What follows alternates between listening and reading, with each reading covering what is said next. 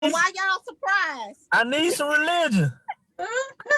You need all right, y'all. Look like we live on Facebook. We gotta be on our best behavior for the TV. Okay. Yes.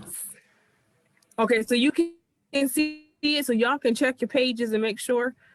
I have to. Okay. And remember to smile. Oh. I'm not supposed to be angry today. Hey, I remember you're never angry. I haven't seen you angry yet. So that has kind of stuck with me for a while. Kai told me I was doing the angry black woman the last time I practiced. Oh, okay. There it goes again. I don't know what's going on. I might have to log out. Get mine pulled up. Derek, why you look perplexed, sir? That's how I look when I read the legislation. That's how I look when I read the legislation. He's like, what is really going on? That's the rest Oh my God. He's like, what is his game face. The gay face. Oh. So everybody can see. I tagged everybody, so it should be hopefully showing live on your pages, I think. Really?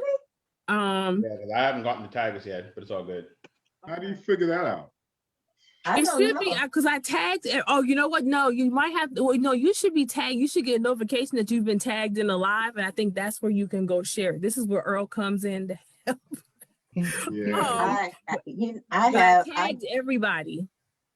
I don't have a clue. Yeah, I mean, I haven't gotten that notification this yet, but I'm gonna look out for it. Y'all should have it because it says live on Facebook. Look on my page. Go to my page and see if I don't want to click off of here and mess something up. You didn't share the post, or you didn't tag a post at least. The last post I see you have posted up. You haven't gone live yet, right? It says live. No, but on Zoom it says we're live on Facebook. Yeah, that's why it says live. I'm talking my shenanigans. Hold on. I don't want to stop. Is it on the D9 page? No, it should come on my page. Let me see. Hold on. Okay. I did something wrong like this last time, and I got to remember what I did. You know what, Tony? I can't. Okay, stop it. Oh, I see what I did. Hold on. Hey, don't feel bad, Tony. That's gonna be me. What? We're gonna have to mute Tony. Not next weekend. All right, now I got it. When they premiere Mahalia, I'm gonna be all in my Negro spiritual mode all weekend after next, leading up to Easter. I can't. This is why I love y'all. Welcome, Derek. Welcome to the family. I don't know if Monolito told you what you was walking into, but just welcome to the family. Okay, so can y'all see it now? I had to edit the privacy. Okay. I didn't realize I didn't click public. I think it was still locked on private. Okay. I see it on your page. I don't know about it being on my page. I got the tag. You got the tag? Okay. So you also shouldn't have gotten a tag saying you're a tag. Then now you can share it wherever you want to share it. So that's what we want to do now in these next 4 minutes. Let me put this on silent. I am so glad you got an A in your training with Earl. Just I'm looking at the description now. Just to confirm what Derek said, SB is now 202 instead of 241, correct? Oh, I ain't changed nothing. I just copied what we had on the I'll be to invert some numbers and call to some bill. They ain't even there no more. So I just copied what we normally had and left it, and we're gonna leave Derek, he's the expert on all that because Lord, I'm the expert. I just read them. Yeah, I just know that 531 is now SB 202. Okay. Yeah. So that's why I don't want to. And so what'll happen there? We have people that registered, signed up through our link. So some people, if they may come into the chat, and so I need people. If y'all can help me without, if y'all see questions. And so sometimes people are there, sometimes they're not. I did send a reminder last night, about the event with the link again to, I think it was like 103 people that signed up. Either signed up or confirmed, whatever, through When We All Vote. But regardless of who comes on, we keep it pushing, and we go ahead on with our event. And usually, so far we've been very, very fortunate that we've had like maybe at least 1,300 people, 1,300 views. of our event. So the goal is just to get the information out there and touch as many people we can. So, and Tony, I got your text. All right. Well, right now we have 13 people, attendees that are waiting. What are they waiting? Oh, because it doesn't start till 3 o'clock. I'm like, Lord, Earl didn't tell me that. Yes, it's like 14 attendees right now. Yeah, So- and over in the side panel, you see panelists 9 and attendees 15. Yeah. Okay. All right, TikTok, 2 minutes to showtime. Yeah. Eric, what did you just do? You just flipped upside down. I know, I'm about to fix it. Oh. Yes, have some fun, y'all. Woo, woo, woo, woo. I'm excited. Yay. I am Charlotte, so nervous. I'm gonna need you to Charlotte. Jill where's says she can hear Charlotte? us. Uh-oh. Oh, hey y'all. Hey Jill. Hi. How are you?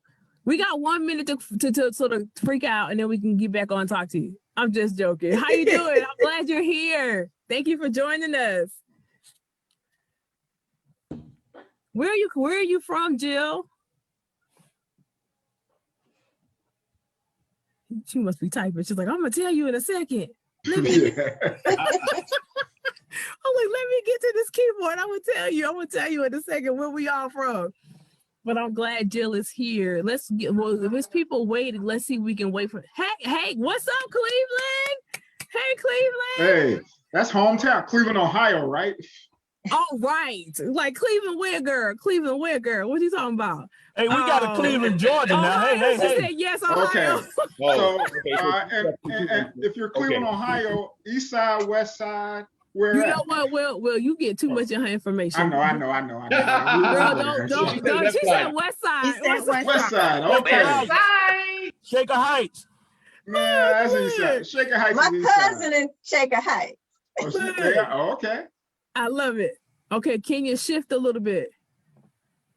Yeah, right there. There. All right, lovely. Hey, everybody. We're gonna go ahead and get started. It's 3 o'clock here, Eastern Standard Time. I'm not sure where it is where you are, but I want to welcome you to D9 Rocks the Vote team. I am Kai Williams, and I am representing Delta Sigma Theta Sorority Incorporated. Not representing, I'm a member of Delta Sigma Theta Sorority Incorporated, but the ideas that I share here are my own.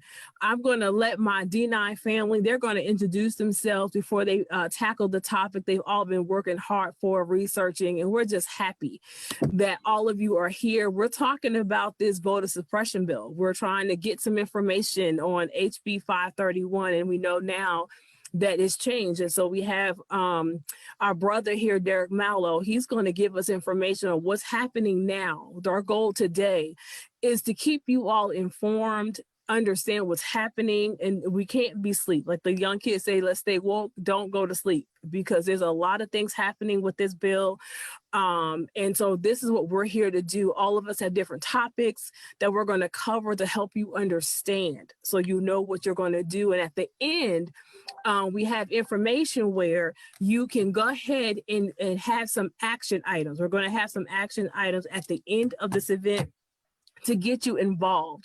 So I want to introduce first, I want Derek to go ahead and talk about his what we just heard about with the bill changing.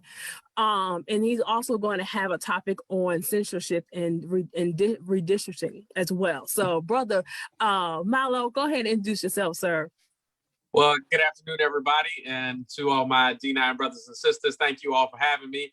I bring you greetings from myself. I'm a member of Phi Beta Sigma Fraternity Incorporated here in the state of Georgia. And so the thoughts and opinions are that of my own. I do not represent Phi Beta Sigma Fraternity Incorporated, but I am glad to be here to represent the D9 family and Phi Beta Sigma, just to tell y'all, that's my organization. I'm always going to rep Sigma wherever I go. And so I'm happy to rep Sigma today. And to any sorors and bros that are listening, blue fire to y'all. So listen, I'm excited to be here. I want to talk about just a couple quick things. On yesterday afternoon, about 2 p.m., I received an email from our policy manager where Senate Bill 202 has now gone from a 2-page bill to a 94-page omnibus election bill which is headed to be heard in the Special Committee on Election Integrity. Someone asked, well, does that mean 531 is dead? No, 531 is still alive, but the new voter suppression bill that we're tracking now is going to be Senate Bill 202. So keep your eyes out for that bill. That bill has 94 pages of language to change absentee ballot voting, what's a drop box, who's an election superintendent, who has powers and authorities. I mean, it is a 94-page bill. I haven't read through all the pages because each line is significant. You must read every word. A shall and a must, or any of those nuances that you would think in reading are very important, because a shall means you must do it. And if you say as nearly as possible, that means maybe you do, maybe you don't. And so just those two variances of a word, shall or as nearly as possible, could change the outcome of a bill. So we'll talk about that a little bit later. Well, I appreciate you letting me know and letting us know, but I want you to talk about your topic because it's really interesting and we need to know more about it. So talk to us about the censorship. About the census. Why is that so important to us? The census is so important because the census is mandatory by law every 10 years.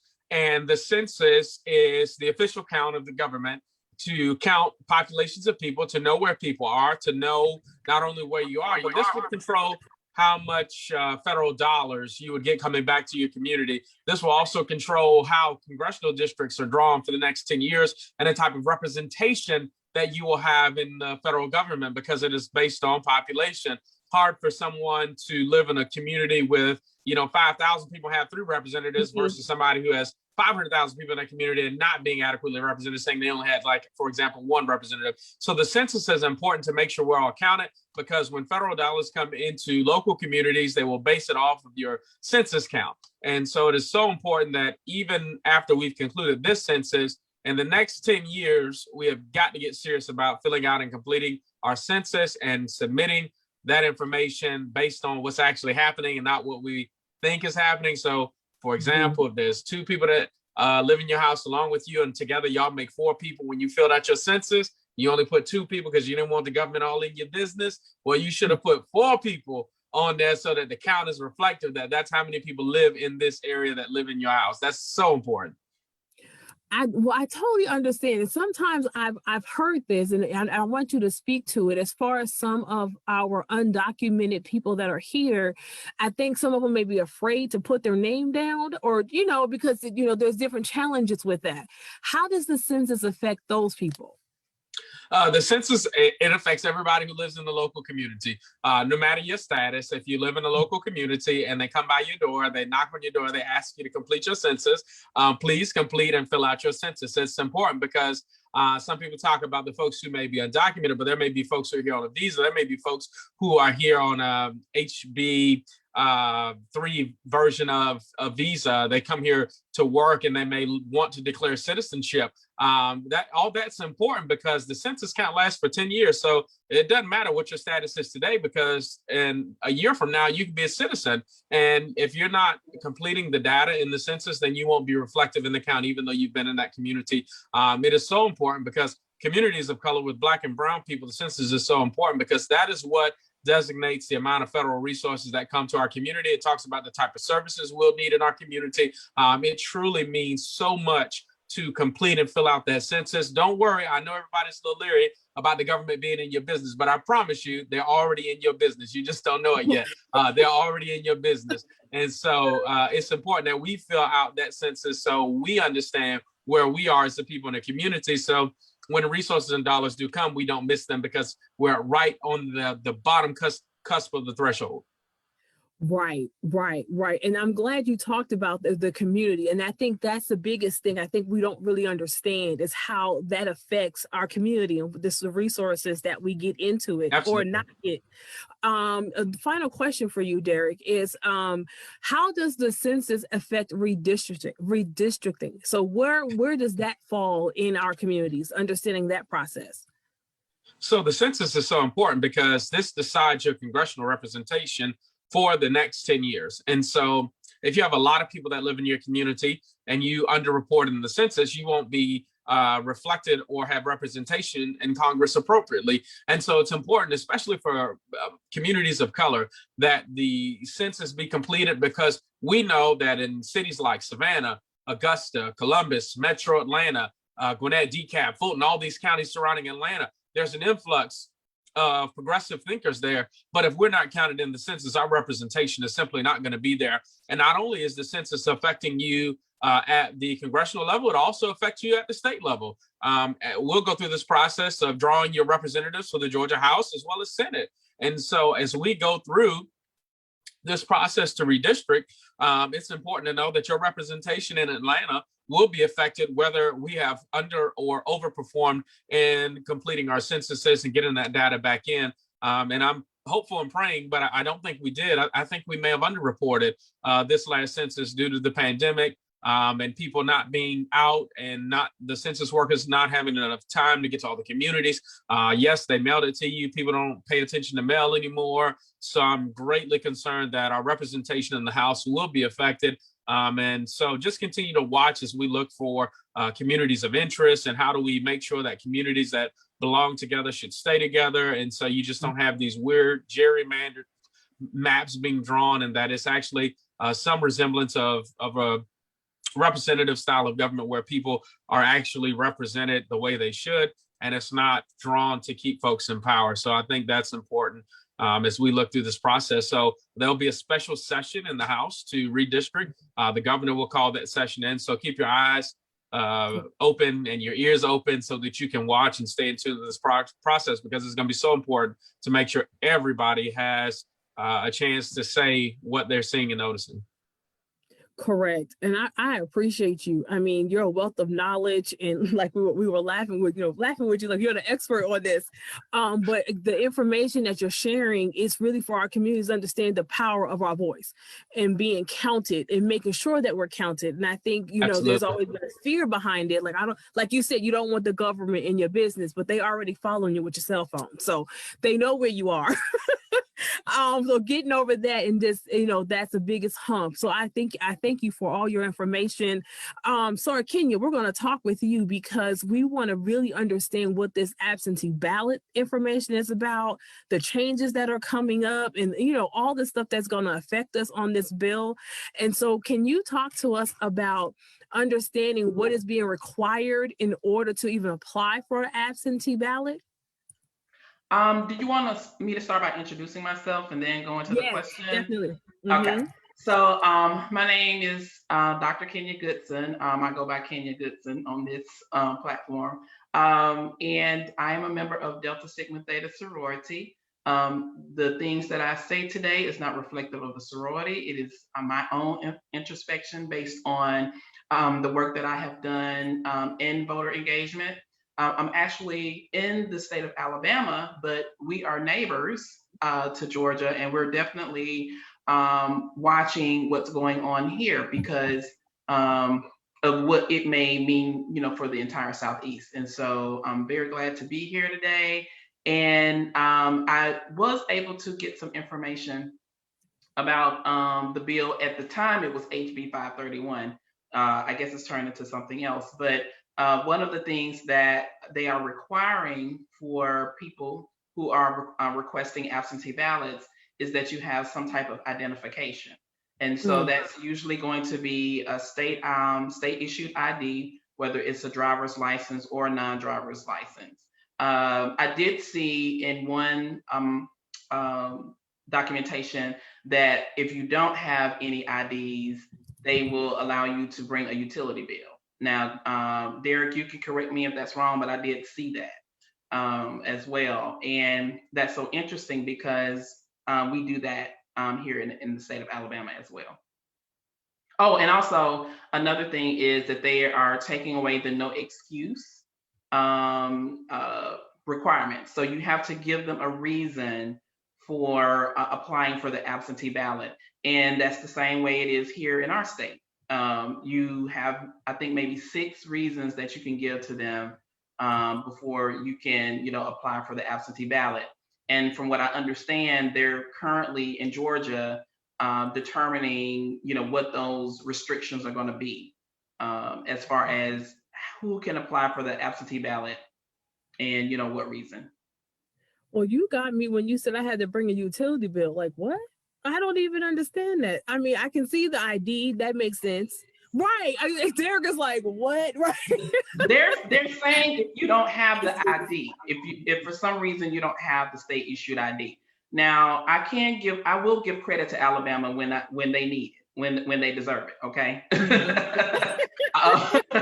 There is a move, and actually this is interesting because I actually went to another voter engagement event today, and they were actually in our community giving people voter IDs, and they can take them to the polls, and they can actually use it, for their voter ID.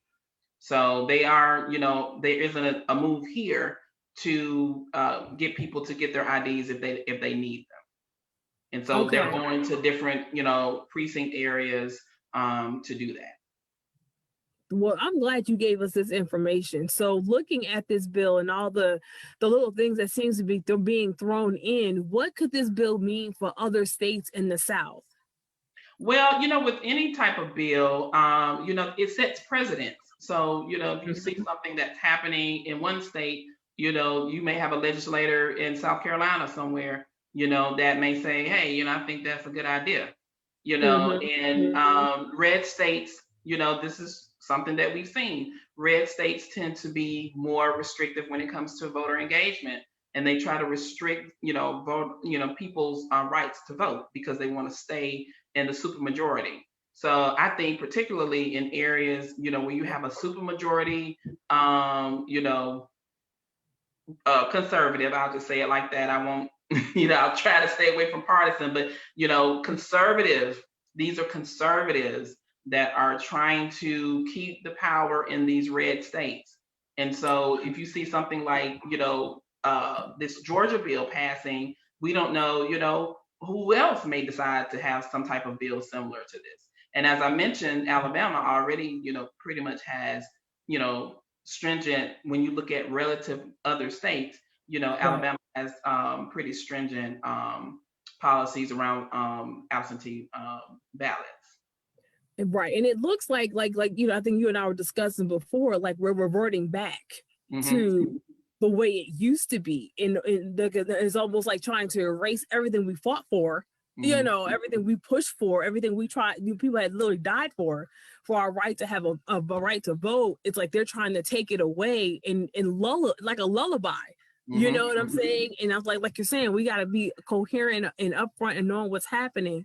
So when you're looking at the different rules and things, are there rules that are similar in other states? I know you said Alabama has some of the rules they're proposing. Can you do like a comparison a little bit of what's happening in Alabama, since you all seem to have some of these rules already in place? Yeah, as I mentioned, when I was looking, doing the research on this, I said, man, this looks a lot like what we do here. Particularly when, you're telling people, okay, these are the reasons why you have to, apply for absentee ballot. Now, one thing I did see in the bill that I thought was really not good, I guess, for lack of a better word, is that one of the things they're proposing is to you have to turn in the ballot 2 weeks before the election, as opposed to 1 week. So we don't do that in Alabama. I think they said the 2 Fridays, the second Friday before the Tuesday election, that you had to have your ballot submitted to the election manager. Here in Alabama, they give you 5 days. And so they haven't deviated from that. So, for them to shorten the time period for you to get your absentee ballot in, to me, that is strikingly restrictive. And that, I thought that was really kind of strong and rough, for them to do that. And I'm trying to think of something else I saw. Well, we have affidavits. So I don't know, Derek, you can speak more on the process of how they have to process the absentee ballot application. But for us, we have to sign an affidavit that says that you are not lying on this absentee ballot application. And it has to be notarized, and it has to be it has to either be notarized or signed by 2 witnesses. So I mean that, that's a lot. So this is crazy. Like, it's almost like you getting married. Like, you got, I mean, just to go out and vote. I mean, you got to have witnesses you're talking about. You got to have affidavits. You got to, I mean, before you know it, it's like, do you want my firstborn? Like, what? And I mean, this doesn't make any sense. That Georgia bill is pretty bad. I mean, it's pretty bad. I think we could definitely compare Alabama and Georgia when it comes to those those bills. And what was interesting, and I'm gonna get off my soapbox on this, but when we were dealing with the pandemic in the beginning last year, Alabama did allow us to use, because I think one of the one of the reasons why let me rephrase it. So one of the reasons why you have to do an absentee ballot is if you're ill. So like if you get physically ill, you can apply for an absentee ballot. So they used COVID to say, okay, anybody that wants to do an absentee ballot, you can use that particular reason to apply for the thing. So people were saying that was early voting. And I'm like, no, it's not early voting. That is not early voting.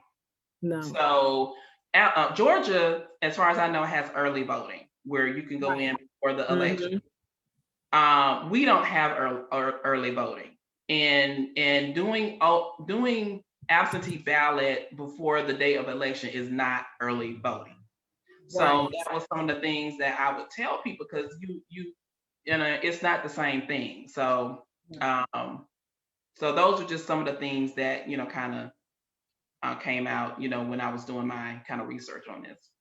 Well, I appreciate it, because I mean, you gave us a lot of information, and it just looks like from the Republican side, it seems like to me, it's like, oh, well, we got to figure out how to cut this early vote now, because this is how the Democrats won, and or cut out the absentee ballots, because this is, a lot of votes came in absentee, but it doesn't realize it's like you're cutting your nose to spite your face. You're trying to affect a change, but you don't realize how broad how broad a stroke that is. Can I say one more thing? Can I say one more thing before you go to the next panelist?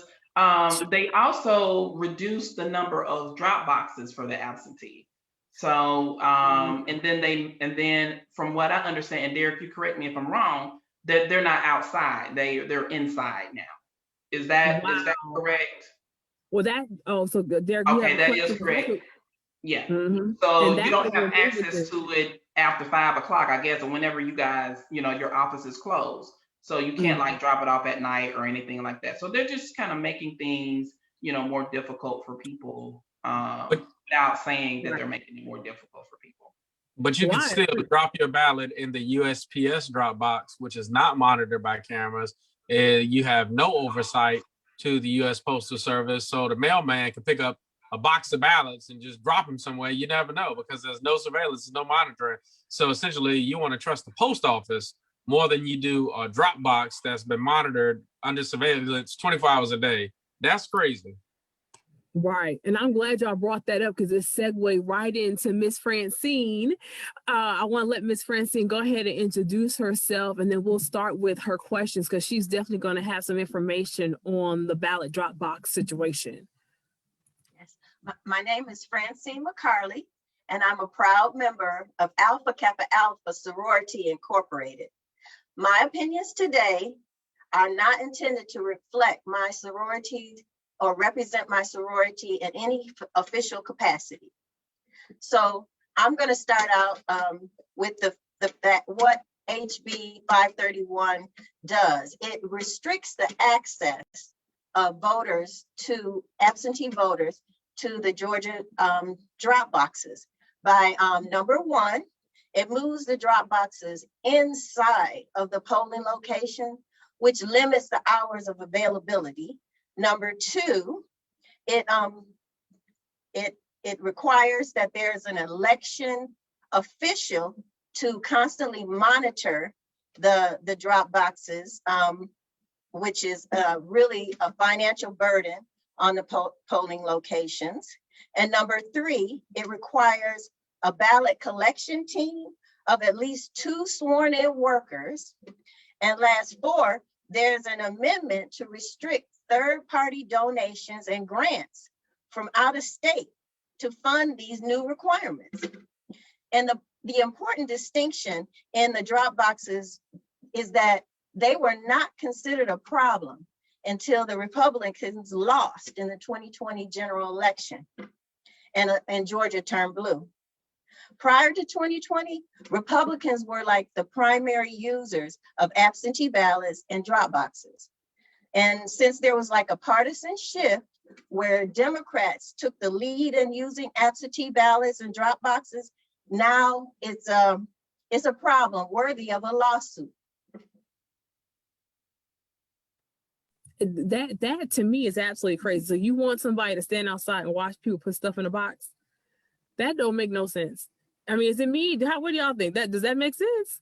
Actually, sit inside and watch somebody put something in the box because they want the polling box inside. And then the lawsuit that they filed, I read an article December 26th of 2020, a Fox News article was on the internet. It was written by Adam Shaw. It titled "Georgia Judge Denies GOP Lawsuit Over 24-Hour Ballot Drop Boxes." And thank God the judge denied their lawsuit because there was no legal reason to change the 24-hour access to the drop boxes. However, there was one comment below the article from a Republican constituent that was particularly disturbing. It stated, "Easier voter access sadly leads to higher idiot turnout." Did you just say idiot turnout? Yeah, higher idiot turnout. And I kept thinking, oh, it wasn't considered higher idiot turnout when the Republicans were winning. Democrats, however, promote fairness, and they want everyone to have access to vote. Georgia's newly elected Senator Raphael Warnock eloquently expressed this difference in his speech in front of the Senate, stating, "Voters pick their leaders. Leaders don't pick who gets to be voters." And sadly, Senator Warnock suggested that these voter suppression bills are reminiscent of the days of Jim Crow. This is true. And that's exactly what it sounds like. And I'm going to interject because we have one question here, not for you necessarily, Francine, in the post, in the chat, and I'm not sure who can answer this, so it's open to the panel. It says, how does HR 1 address the articulated concerns with the state bills?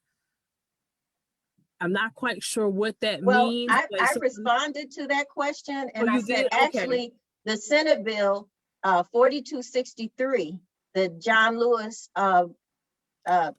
Voting Rights Amendment Act, will address some of these concerns because it has a pre-clearance clause, and I think Tony's going to talk about that later.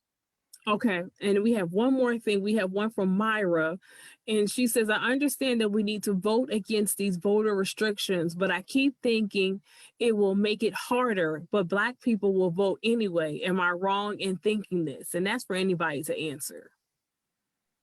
Absolutely. I'm going to just say that my good friend and colleague, Representative Al Williams out of Liberty County, Midway, Georgia, said, no matter the game, people of color have been able to figure out whatever game you try to put on voting. We've been able to figure out the game. We figure out how to play the game, and then we figure out how to master the game.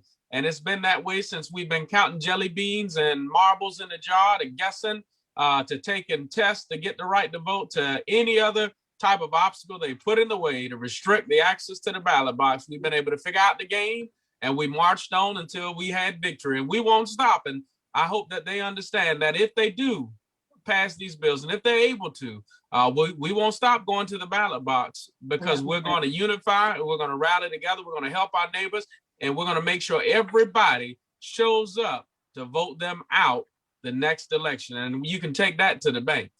Come on now. Look, Lynn Johnson says, preach, Brother Derek. You Got a little preacher going on up in there. Hold up now. There's a Hold little up. polling in there. What you talking about? I heard it. So yeah, so I appreciate y'all. Definitely ask questions. You know, we're going to try to answer what we can and what we know. So Francine, why did the Republicans file a lawsuit regarding the ballot drop box hours? Well, perhaps this is more a strategy that they're trying to use to put certain districts at an economic disadvantage. Mm-hmm. Yes, I think that districts that can't afford to pay this election monitor and all these additional costs, they won't be able to have drop boxes.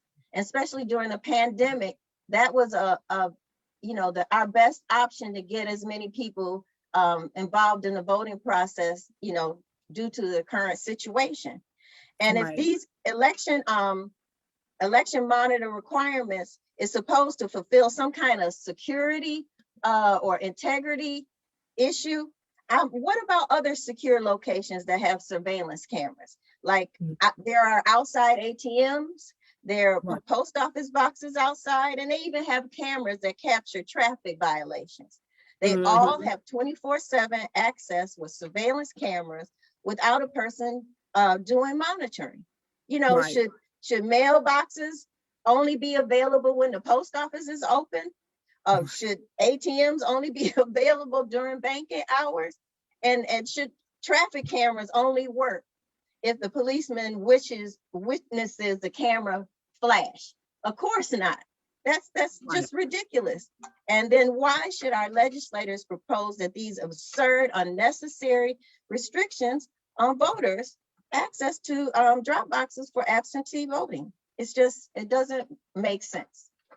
Correct. I'm like, I was already at a loss that when you corrected me and said, no, the people are going to sit inside and watch the box. So what sense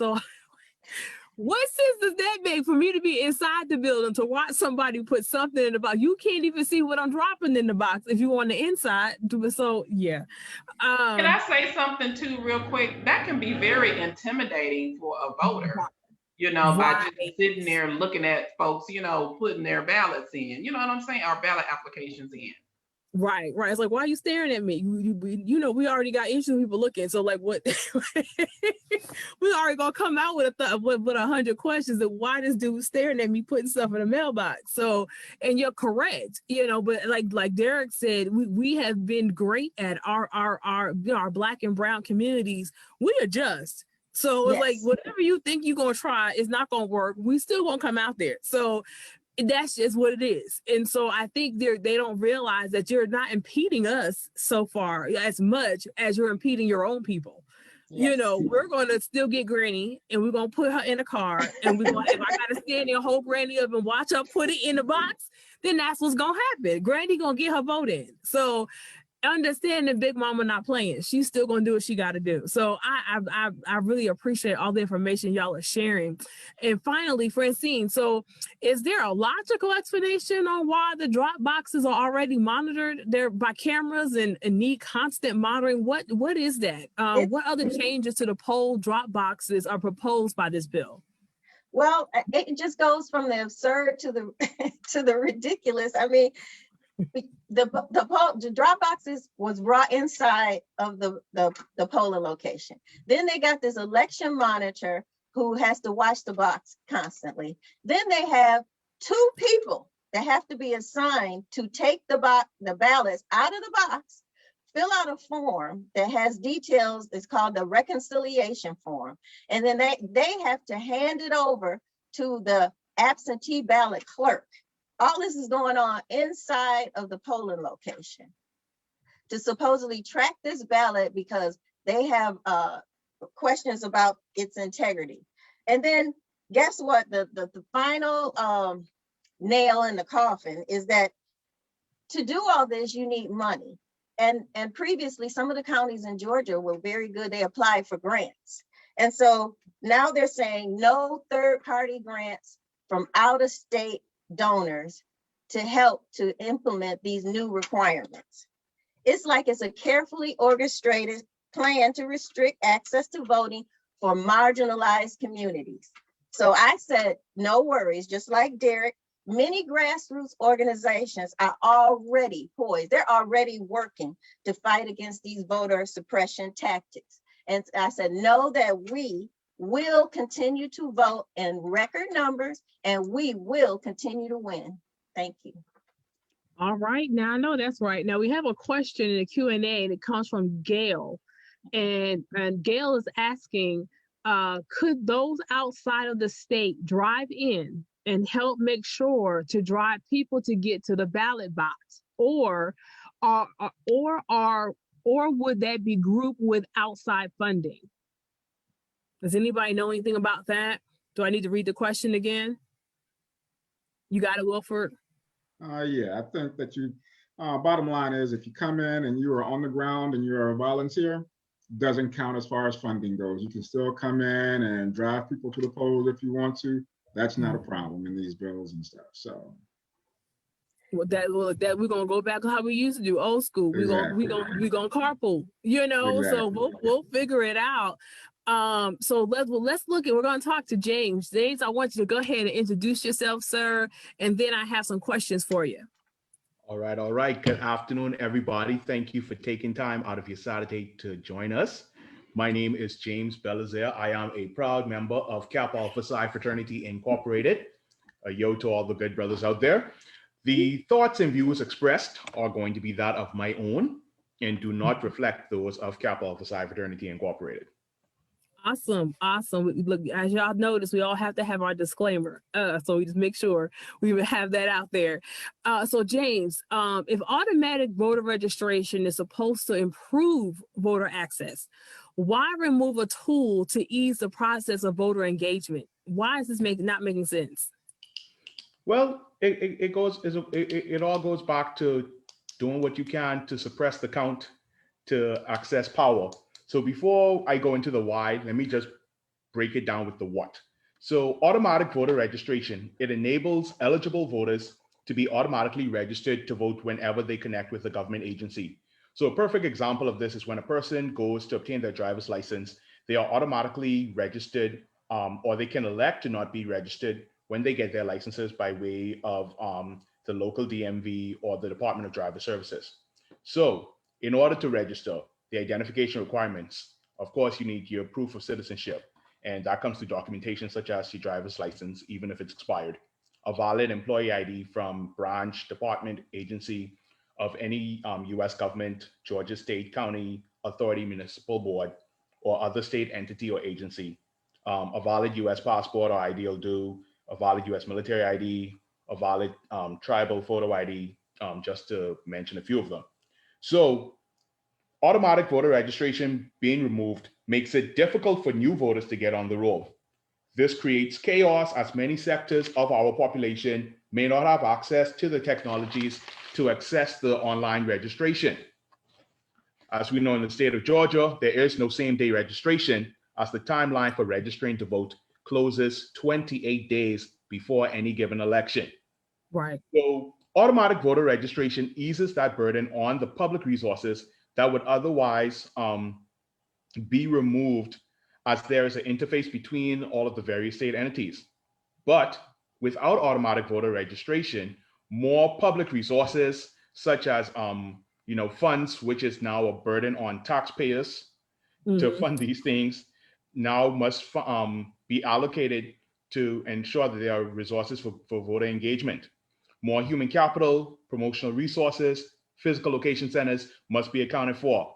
This means, as mentioned, more money is coming out of the taxpayers' purses to engage these resources. It diverts your public investment, what could be used in other needed public infrastructure and services, as well as it just discourages folks from registering, period. The last election cycle, we witnessed individuals standing in line for hours to cast their ballots, many of them weathering, the elements such as the hail, snow, rain, the heat, however you want to call it. Now, imagine the same effects on folks now just to register to vote. Furthermore, imagine the countless persons that could be turned away or turned off or even discouraged from registering to vote altogether because of the changes in this registration process. So Mhm. hence, removing a tool to ease voter engagement would hinder or restrict the process of the voter access. Mhm. Well, and and it's just another ploy, I think, in the game. It's like, well, they're trying to make it hard all the way around. And I guess they haven't realized that we're a determined kind of people. And so we we don't get deterred too often, especially when something this important is at stake. So talk to us a little bit about which groups or demographics are affected by the change and what the inequality does to present to these groups that are affected. Okay.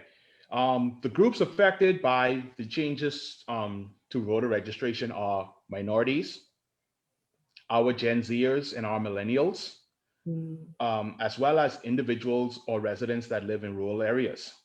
So according to the Georgia Secretary of State's website, approximately 7.6 million voters were registered in Georgia for the 2020 general elections.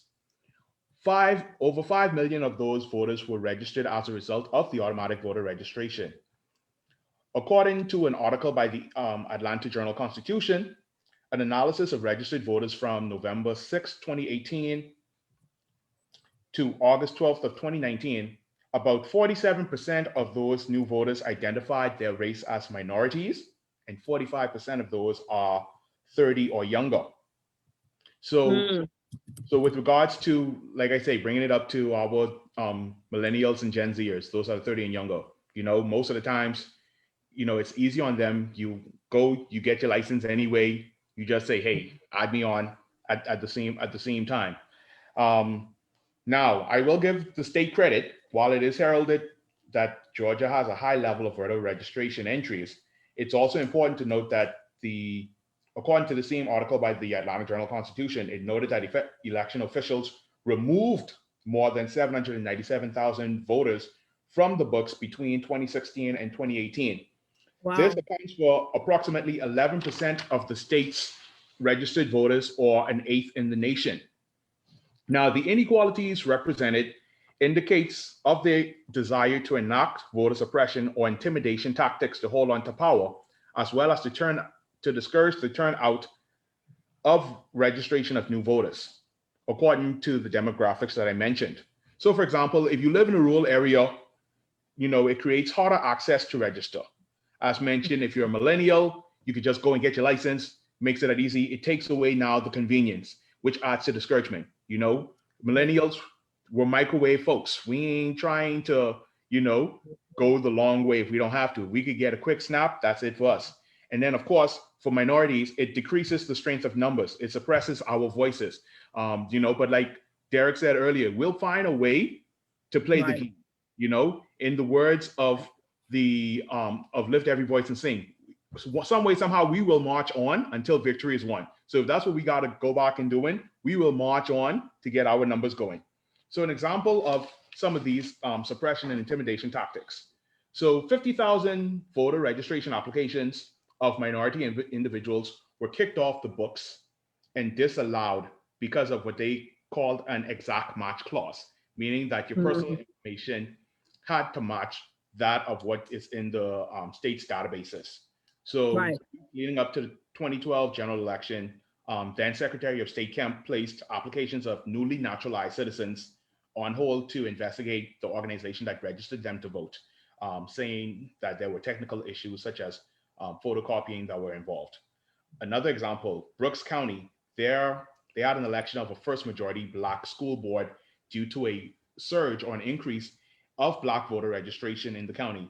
This also led to an investigation and a subsequent arrest of a dozen of voting organizers, including 3 of them whom were elected or had won seats on that county school board. So, these voter registration changes can and will impose a great hindrance on voter integrity and voter equity. However, it is imperative for continuous and constant awareness and advocacy for the marginalized as well as for the voiceless. Well, I appreciate that, James. And I think, you know, all of us are a little older, so our mindsets are different. And so I think what we're going to have to do as far, you know, our Gen Xers and our millennials is, you know, is to sort of bring them along. All of us know, like you said, they're a microwave, kind of like you're used to instant gratification. And in this right here, we're going to have to fight. You know, and I think the Black Lives Matter movement is their civil rights movement. And I think they are getting and understanding what's happening. And so I really think that they're going to be highly involved. And so but definitely this bill is going to affect them greatly. So I thank you for bringing that up to our attention. We have a couple of questions in the chat to anybody. One of the questions says, is a Democrat and a Republican doing the reconciliation of what's in the drop box? So I guess they're asking those two people, is it a representative from both parties, or are they just saying it just got to be any two people? Does anybody have an answer to that question? It's just any two people that were sworn in. So that's why we need to be a part of the process. Right. So yeah, so if that's the case, and we don't know who's checking the ballot boxes. And I think that's a great question to make sure if you're going to have two people, you have one Republican and one Democrat. They're just like they were imposing before when they did the counts. They wanted one Republican and one Democrat to be there to watch the counting. That might need to be something added to the bill, or definitely brought up for discussion. And there's another question and that was Myra. So Myra, I hope we got your question, girl. And Jill says, if election integrity is the reason they have introduced all these new bills, how do they get away with making it illegal to hand out water and snacks for long lines, or Sunday voting, or early voting? What do these things have to do with security or integrity? What do we do to fight this? So who wants to take that? Derek, your head shaking. What? You know, in the state of Georgia, we found a way to make it criminal to just about do anything. We want to over prosecute and over criminalize. The reason to make it a crime, to give you a misdemeanor for coming out and to hand out water and to hand out snacks is, y'all remember, if y'all ever seen any of the civil rights movies, or you've talked to grandparents, and some of you may even live to see it. One of those things came to standing in the long lines, because they would wear you down through fatigue. So you saw the massive voting lines that took place for early voting this past year. And so now, how do you get folks to stop waiting in line? Well, if it's hot, if it's raining, if it's cold, and I can take away the water, the coffee, the hot chocolate, the snacks, and wear you down, maybe you won't stand in line, because they do realize the longer the line, if we leave, we'll say, you know what, I'll come back, and then we never come back. And so that's all by design. Make it harder for them to vote. Make it where they don't want to stand in line for too long, and make it where nobody can help them stand in the line either. So don't let folks come out there and bring them chairs and snacks and waters, because we don't want to do that. And so not every board of elections can put up a tent either for early voting. Not everybody can afford to provide chairs. And so this really disadvantages those who live in smaller rural communities where minorities are in large numbers and percentages, but they don't have the wealth. That's where it affects us the most. And that's where I think we just give everybody in the town their own easy up for something, so they can bring their own pop-up tent to vote with. Yeah, I was thinking that too. I have my own chair. I don't need your chair. I can get my own chair out the trunk of my car, and I'm gonna sit right there. So, and I did that. So I'm just going to do. You ain't getting me with no chair food. Okay, I'm gonna bring it back. My bad. Okay. But Kai, one thing that saying how resourceful our people are, I think Tony, our Kappa Alpha Psi representative, sort of suggested they're working on a strategy where if individuals can't give out water, they have organized these young boys that are selling water on the corner, and they have made them into business entities. And those young boys will be able to give out water for a penny. Look, enterprise. Go ahead and enterprise. Franchise yourself. We know how to adapt. And they can't get arrested for operating their business. That's correct. So That's they can correct. make some money at the same time, you know? So Right. You trying to put us on, we're gonna make some money off this.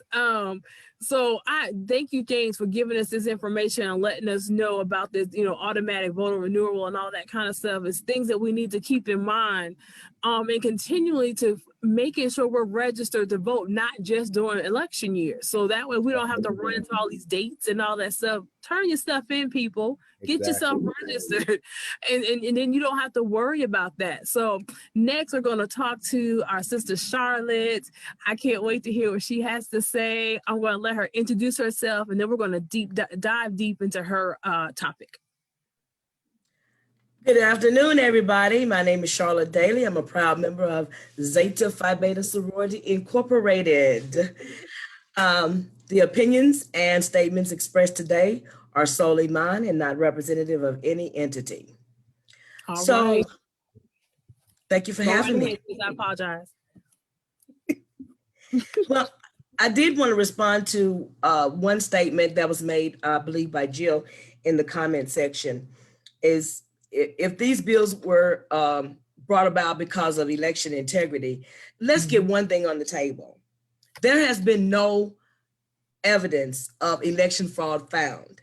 And every court case, every legal argument that has been placed against the election of 2020 has failed.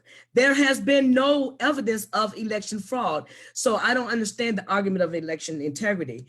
So it seems to be the flip side. This whole thing seems to be gaslighting to me. They're going to tell you something is what it's not, so you'll believe that it is when it's not. So I just want to put that out there. You're exactly right. And I think that's puzzling to me, sis, is that we are at this point where we're having all these bills on an issue that doesn't exist. And we're wasting time dealing with it, wasting time going through all these other back and forth revisions on something that does not exist. We know there's nothing that came out that said that somebody stole a vote. Right, okay. right. So that to me is why my thing is somebody should have said, why are we even talking about this? There's no basis to it. So why are we wasting taxpayers' money and time on a bill that doesn't have any feet? So exactly, it doesn't make any sense, but I appreciate you, sis, in your comment. So I want to talk to you about voter access. So why do you think there's a push to restrict voter access in Georgia? What's the push? What's the reason?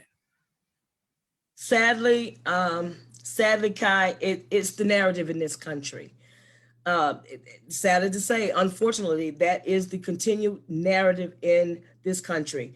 Whenever there has been a collective, positive, uplifting movement of engagement by the African-American people or people of color, there has been an expected negative force immediately following. We can see that in Wilmington. We can see that in Tulsa. We can see that in Mound Landing in Mississippi. Whenever there has been a collective effort for the African-American community to build itself up. We hear this, build yourself up out of bootstraps. Well, it's been done time and time and again, but there's a continued effort to disenfranchise us economically and politically. So now following the 2020 election, well, even before the 2020 election, our sister, Stacey Abrams, got on the ground running. She energized a political base that never voted before in that magnitude in the state of Georgia. So when this response to voting was proven, if you notice, the laws were not broken. The early voting laws, the absentee ballots, everything was done according to the law that was passed in Georgia. There were no deviations from them. So every effort to engage this political voter base was done by the law. There was no problem until after the Georgia turned blue and there was a Democratic president and vice president elected. Then all of a sudden there's a problem with the election process. That process was going on up to the election. There was no problem with absentee voting. There was no problem with early voting. There was no problem with the ballot boxes. All of this came about after a successful run by that population, and that voice emerged in Georgia. So now all of a sudden there's a push to suppress the voice. So the reducing the early voting days. And we had a question in the chat box a moment ago about reducing the days for Sunday, Saturday, and Sunday voting, and reducing the regular hours of voting. So let's just get into my topic specifically, which is reducing the voting days, reducing early voting days, reducing the days for Saturday and Sunday voting, reducing regular hours for voting, and only allowing government buildings for polling locations. So let's unpack those one by one. Reducing early voting days. How does this potentially impact the African-American community and other people of color? Well, if you look at demographics and income statistics, African-Americans and people of color are at the lower end of the economic spectrum. So it is to be assumed or proven by statistics or economic reports that more of the African-American community or people of color work hourly paid or what you can consider non-exempt jobs. So you're paid by the hour. You clock in, you clock out. So if you reduce the early voting days, you reduce if I were an hourly worker, you reduce my flexibility in deciding when I'm going to the polls. You reduce my time down to a certain time. Just say if it's identified a certain period of time, who's to say my employer is not going to say, okay, you cannot take off during this time because we have this going on, we have that going on. So it reduces my flexibility in being able to determine when I'm going to vote. Reducing the days for Saturday and Sunday polling. We had a question in here about buses for souls to the polls. Everyone knows the Black church has been a cornerstone of the Black community in politics, is the answer to homelessness, whatever we need or whatever answers we try to build as a collective, it starts in our Black church. So if you reduce the efforts of the Black church by reducing souls to poll, reducing the effort, you kind of suppress grandmama and them from going to church together as a family, showing the little ones how to vote, going there praising, and then lifting their voice in praise, and then getting on that bus and going to the poll, and again, raising their voices there politically. It's total disenfranchisement. Reducing regular hours of voting. Again, if you only have the polling places open from 8 to 5 or say from 10 to 2, it's going to reduce the hours that people who work from 8 to 5 or 6 to they can go to the polls. So again, it's making things difficult for people who are low income. Let's just make it across the board, low income. If you're low income, what we're being told is that our voice doesn't matter and our voice is not wanted. So you're suppressing our ability to feed ourselves and our families. We're having to choose, do we work and get paid, or do we reduce our income and go to the polls to vote? And finally, only allowing government buildings for polling locations is direct voter intimidation, because we know the relationship of a lot of our young people have with officials. We're not going to say what organization, it could be several organizations.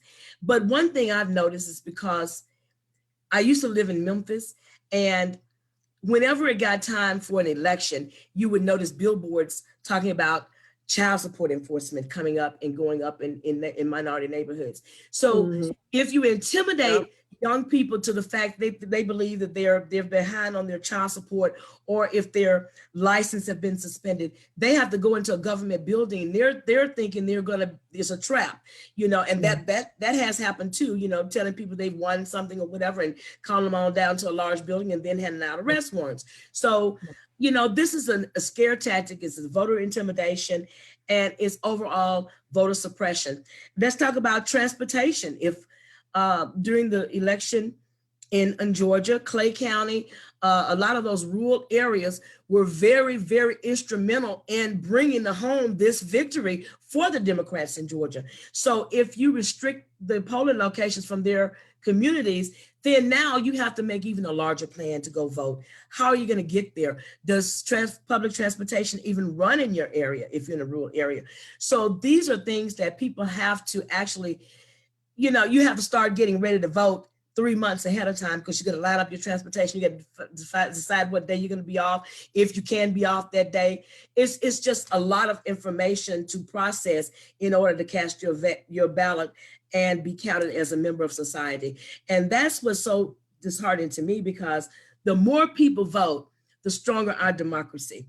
So why not energize your own base and leave this base alone, rather than trying to just say, well, we're not going to do anything over here, but we're going to suppress you. I think it's very unfair.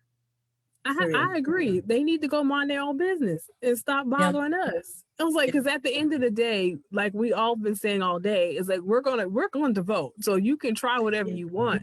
I do want to ask you, what kind of rebuttal can we have for this bill? What can we do? Well, I think the first thing we need to do is what our brother Derek was preaching about a little while ago. We've got to go back to basics. We've got to go back to the basics. We shall overcome. You know, we've got to look at the laws. We want to stay and remain within the law. We want to be respectful of the law, but we've got to make a plan. So if I have to start a month in advance of getting my transportation ready, I've got to identify what day I'm going to vote. How am I going to get there, and who am I going to take with me? Where am I going to go vote? So I've got to decide early on how to make this plan. So the organizations that are working right now, not only do we need to keep energizing our political base, we've now got to give them a template for a plan. Everyone doesn't know how to make the plan. So we've got to hand out templates. Where's your polling location? Who is your transportation?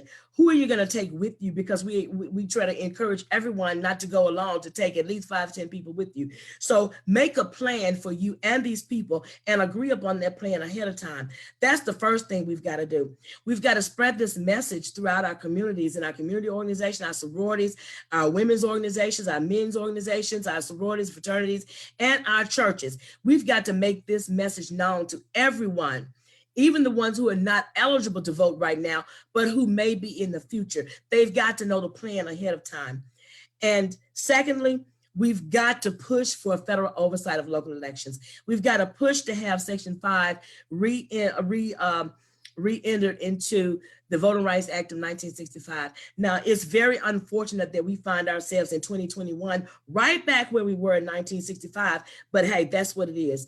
We've got to go back. We've got to rebut Shelby County versus Holder in the 2013 massive landmark legislation from the Supreme Court that took out Section 5, which asked for pre-clearance for local elections in the South. We see now we've got to have federal oversight, because this stuff is just getting plain crazy. You know, restricting people's right to vote, it is definitely going to harm our democracy. We saw a jolt to our democracy earlier this year, and the more we disenfranchise people, the more we're going to weaken our democracy. So, and those are two things, those are the prominent two things I can think of. We've got to dig deep, make sure that the message resounds and resonates throughout our communities of color. We've got to make sure that everybody has a template to vote, and that we carry out that plan, and we shall overcome.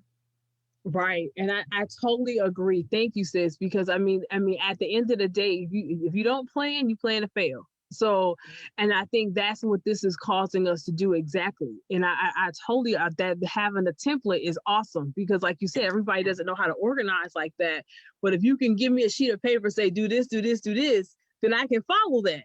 And so I think that, right. And I think that's an awesome idea, and two great rebuttals to, to this bill if it does pass.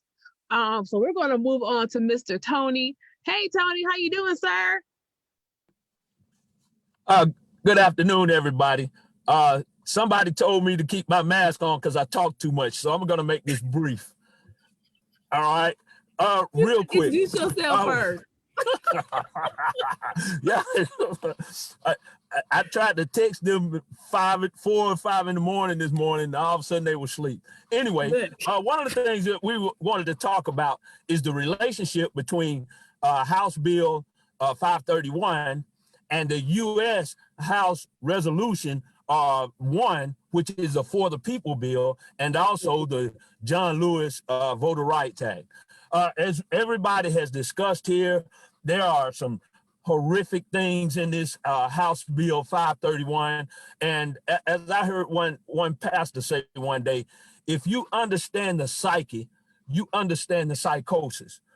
People in Georgia, they lost the the GOP, who had a supermajority, who in 2016, 45, knew that Georgia was a lock, and he felt that way in 2020.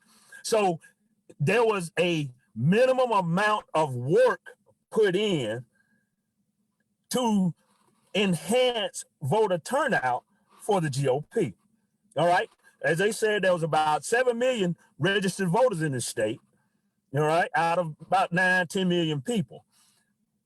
For the presidential election, it was lost 2.432 million to 2.420 million, all right, 12,000 votes. In that following month, after all this rhetoric about the voting, it doesn't count, it doesn't make sense for you to vote, it's rigged, their turnout went down. Duh, because they didn't have a formal way of improving their voter turnout. They had no platform. The only thing they're gonna do typically, they're gonna give tax cuts to the wealthy, and then they're gonna come back and talk about cutting programs that primarily affect, in their minds, people of color. Just as the idea of we're going to get rid of souls to the polls on Sundays because primarily African American voters or people of color will use that time to vote. And they're going to get rid of the no excuse absentee ballot, which they introduced in 2005. Because in my opinion, if you have someone just to submit a ballot, you can adjust or manipulate those numbers any way you can, because you can't have somebody at the polling place lining up saying, hey, we gave out 500 ballots. Right. All you have to do is say, we had this many people come in to vote. That got mail-in votes. And all you do is show them some empty envelopes, all right, or some torn up ballots where you counted them and destroyed them, or as you remember during the Gore versus Bush v. Gore, the dangling chads down in Florida. These are things that is hard to really have to put a handle on what actually happened. So that was, in my opinion, again, I'm sorry, I'm Tony Belcher, member of Kappa Alpha Psi Fraternity. My views and my opinion are strictly mine. They are not the ones of this fraternity, because I don't need that letter saying, shut up and sit down. I mean, cease and desist is the proper word. Don't nobody want the call on the back phone. But I want to talk to you, Tony, a little bit about how the bill, the HB531, or the new number that Derek gave us, is 204. How is that bill out of compliance with the John Lewis Voting Rights Amendment? How does that work? Okay, the John Lewis, that's the Voting Rights Act. Of course, that was originally created and passed in 1965, where you had JB and Martin Luther King debating that bill, and he told him that, hey, you've got to pass this bill. This is after, of course, the death of John F. Kennedy. So this bill said you cannot abridge or prevent anyone from voting based solely on the color of their skin. And of course, we're 9 times out of 10, we're the only people that you know by the color of our skin who we are. But this was one of the things that they did. As we talked about, counting the number of jelly beans in a jar, counting the number of bubbles on a soap jar, those were things that were done to test African-American voters and to basically prevent them from voting. Now, they tried to take it to the next level and say, okay, we're gonna ask everybody the question.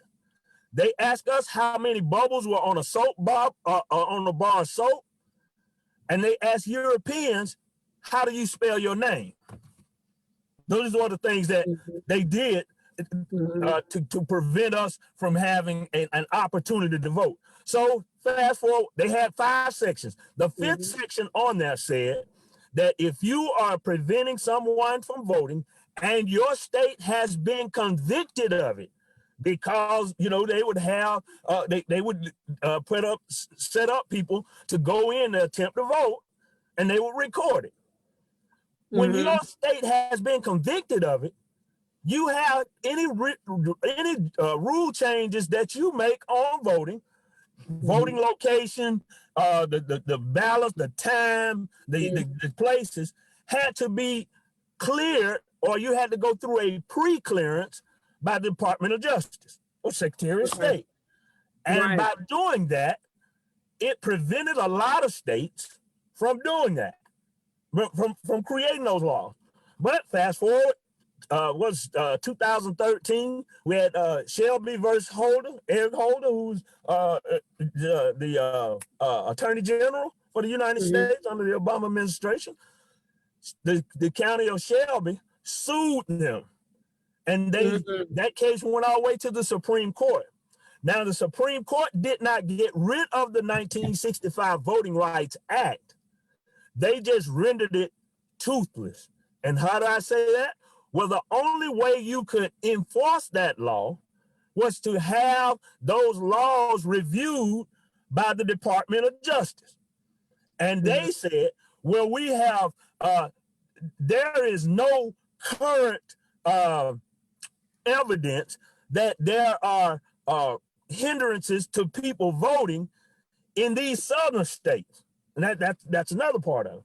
But so the Supreme Court ruled, I think it was a 5-4 decision, that you can, the Section 5 of the Voting Rights Act could be eliminated.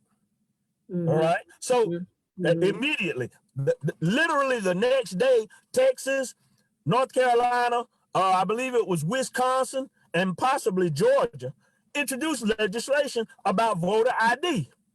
Now, a lot of people say, oh, everybody should have a voter ID. You need voter ID to buy a pack of cigarettes or to buy alcohol.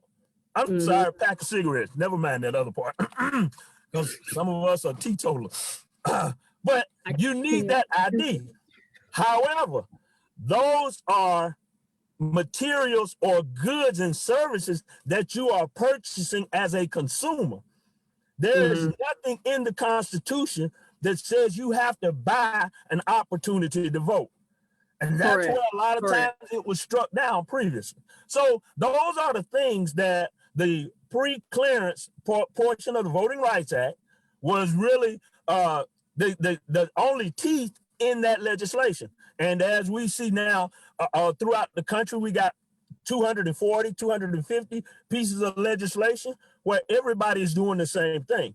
Another thing about that as well, when that decision was made in 2013, in 2014, Obama had been in for his second term about 2 years.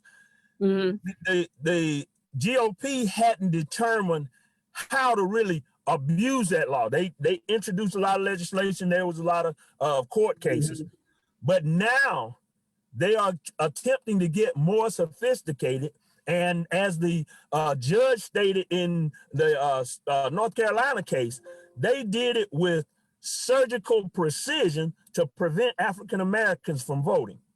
So those are some of the examples and some of the things that the Voting Rights Act or the John Lewis Voting Rights Act will eliminate if passed.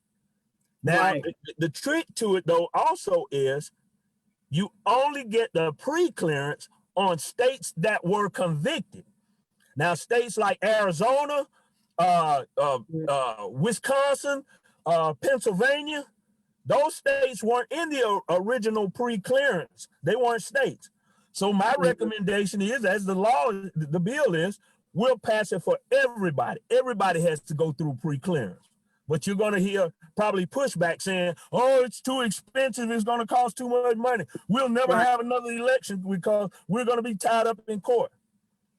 Hey, we were able to we were able to give $2.4 trillion to roughly 1 million families in the United States on the tax cuts of 2017. Right. So it's a way to do that. It's no problem. Right. What, and that's the at the end of the day, you know, they can find money to do what they want to do.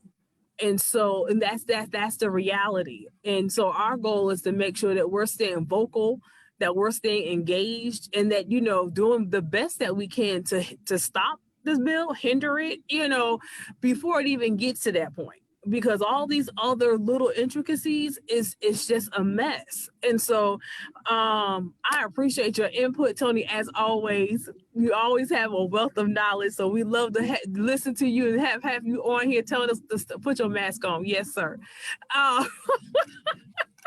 Well, we're going to still allow you to talk, sir.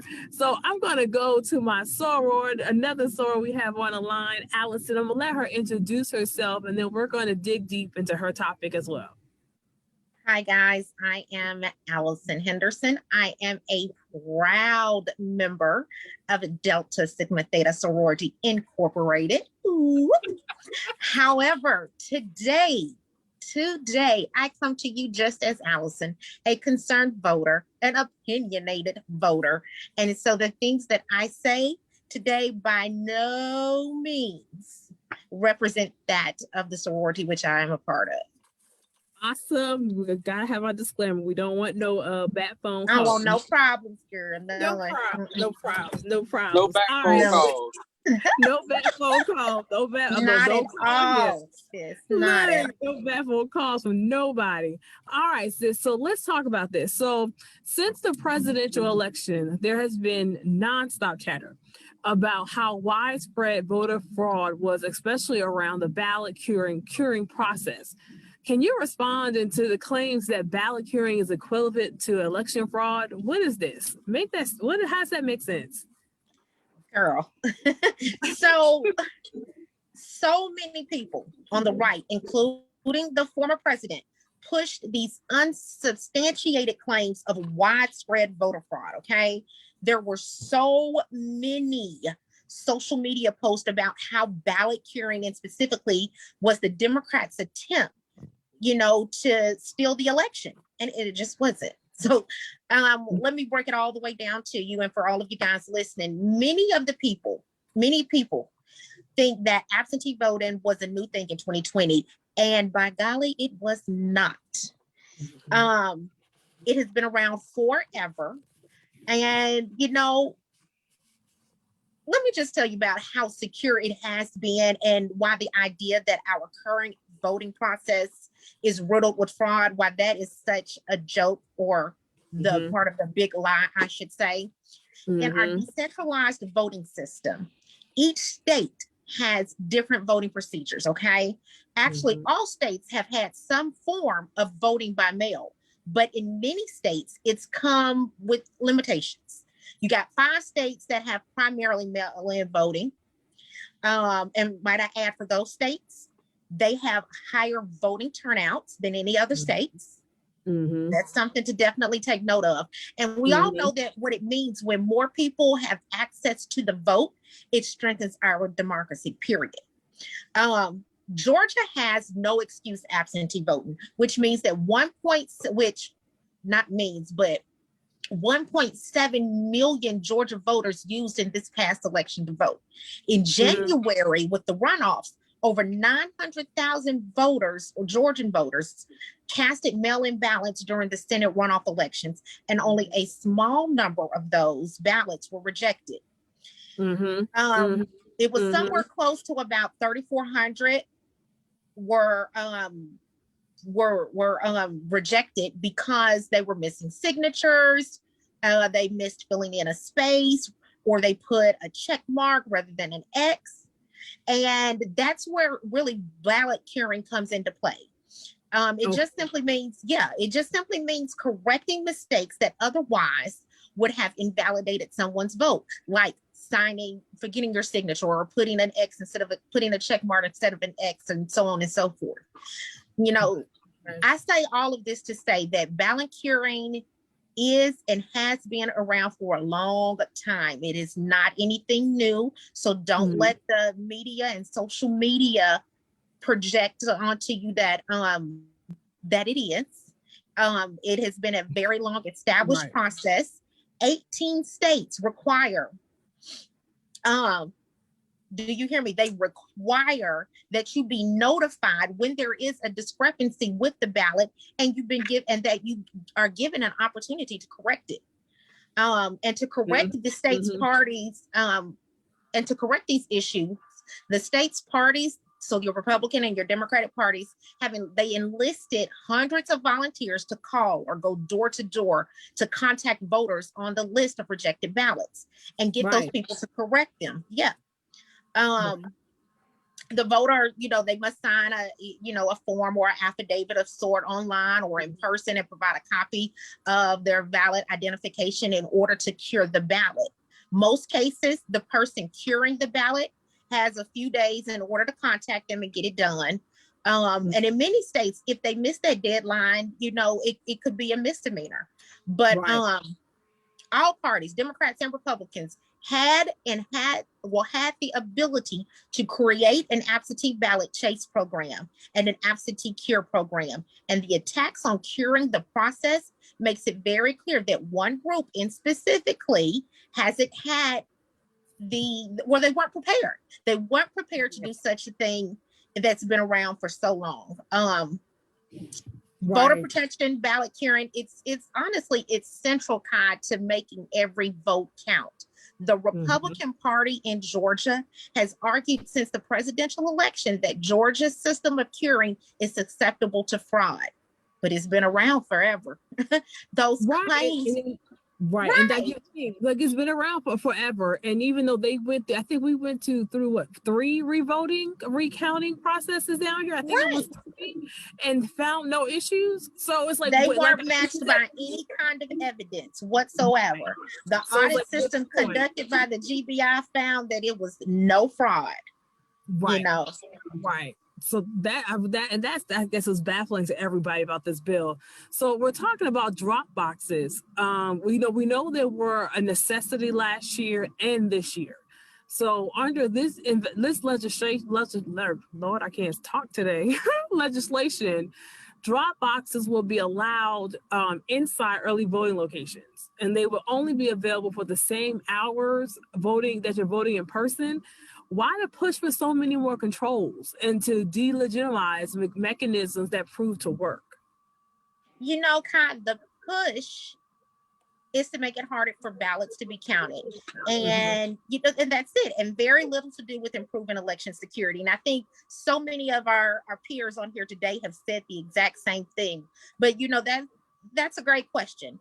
Much of what is in question regarding, though, the ballot drop boxes is the whole chain of custody talk, okay? And the chain of custody is simply the process of knowing where a ballot is. Basically, it's the mechanisms put into place to help mitigate against alliteration of any records, substitution of records, or the addition of false records. Many Georgia voters have a lack of trust in the chain of custody right now due to some of those outright lies that were told about the process, and states have to maintain a transparent and secure chain of custody. Each step of the process must assure that the chain of custody can be accounted for at all times, okay? Useful chain of custody methods, and Francine talked about this, include surveillance video, conducting counting in public, and the list can go on and on and on depending on the state, honestly. Now, regarding Georgia, a heck of a lot of other states, to be honest, for that matter, from receiving the ballot to counting the ballot and recounting, there was very little room for fraud to be invited into this process, as some will make you believe, especially with this bill. So regarding ballot drop boxes specifically, they were required to be monitored at all times, fastened to the ground, and located on government property. So to give it more context and why it's become such a big issue since the presidential election, or why chain of custody rather has been such a big issue since the presidential election. Trump's campaign in November aired on Fox News poll workers lugging boxes of ballots out from under a table and scanning them after poll workers had gone for the day.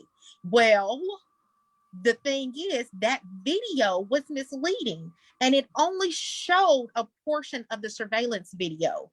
In reality, those ballots had been packed into absentee carriers in plain sight, in view of the monitors and in view of the press. Therefore, it followed the proper chain of custody laws for the state. Georgia law requires that the counting and scanning be done in open, like we've already talked about, and that they were done and that they be done in open. But yet these claims, these falsified claims that they were done in secret, therefore allowing children and felons to vote, just flat out false, sis. Legitimate elections, girl, they require the public right to know, and it requires the public right to know and the media to be able to authenticate the truth of these results, so correct. After and they recertified all of that. Right. I mean, because I worked the polls. I worked the polls both for the presidential election and I worked the polls for the Senate runoff races. And it's a very controlled environment. There's no willy-nilly going on. I mean, literally, we can't even be next to you if you're voting. If you have a question, we literally have to turn our back from your screen, to try to answer your question, but we're not even allowed to even see what you're voting.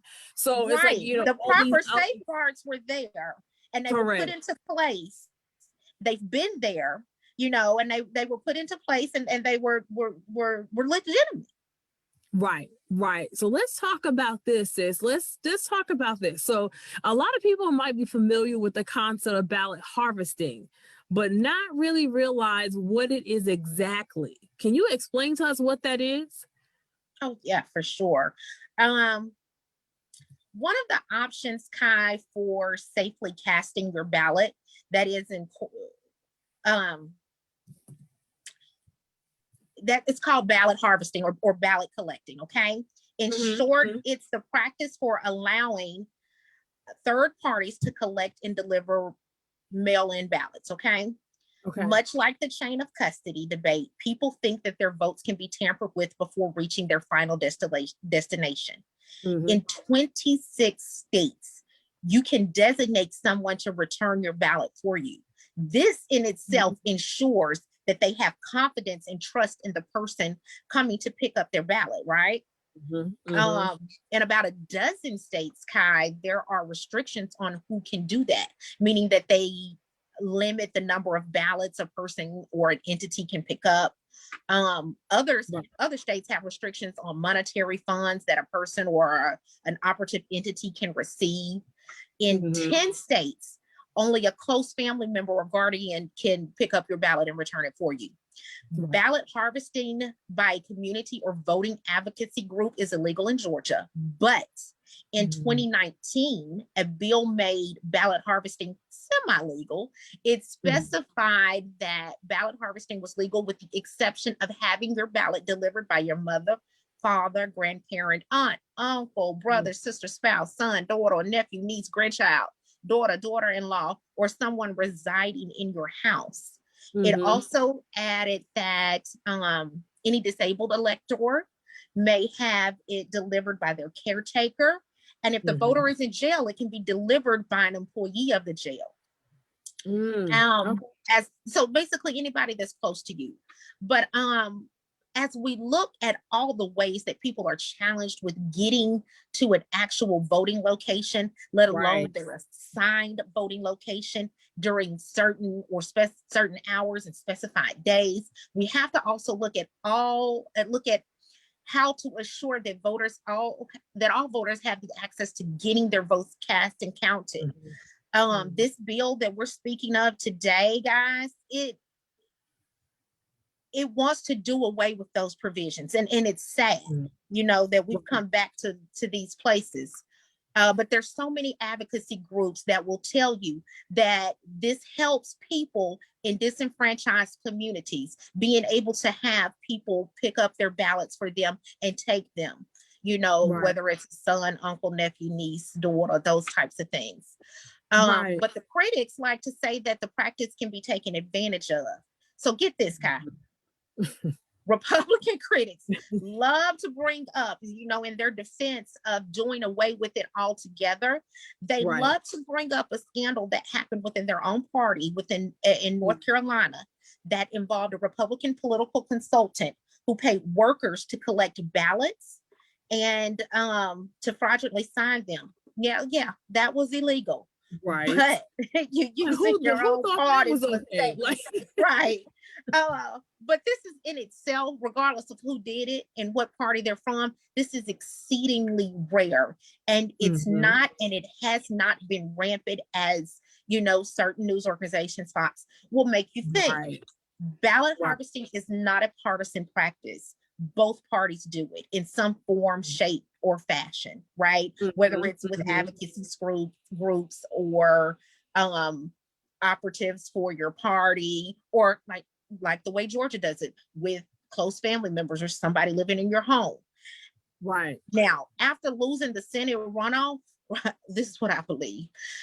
Many Republicans were blaming their own party for the lack of readiness. They had so much infighting about it. Mhm.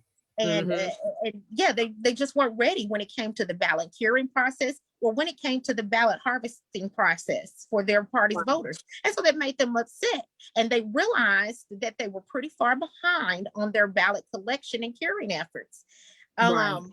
And instead of Right. educating their voters, they want to just get rid of it and suppress the vote for so many people, which again, that's Right. just so sad and depressing. Well, see, the reality is, I don't think, and when you're talking, something came to my mind. Like I said, I worked on elections, and there was a Right. mom. She came in, she had her son's ballot because he had just been deployed. So you're affecting our military with this, Right. So we're not allowing people to come and bring in ballots. This mom was, he had voted, put, whatever his choice was, and so she, she was coming to vote and to bring his information. So now you're saying to us in this bill that you're trying to remove that from them. So it's not that you're affecting all, Black and brown communities. You're affecting the entire, that's across the board. And right, so because they've Mhm. been doing it forever. You just were not prepared when others started doing it in large scale. So now let's suppress the vote. Right. Right. And Right. the So Democrats were able to take advantage of this curing and the chain of custody and the harvesting process, and they did it great. right. A Right. question, Kai, if I may. I'm sorry to interrupt. Sure, go ahead. No, go ahead, girl. That I am a little kind of, I am a little on the fence about, somebody else taking your ballot. So I guess my question would be just to kind of inform me as someone who's interested in that and had never heard of that before. How do you make sure that it's not tampered with if you have someone else to take your ballot?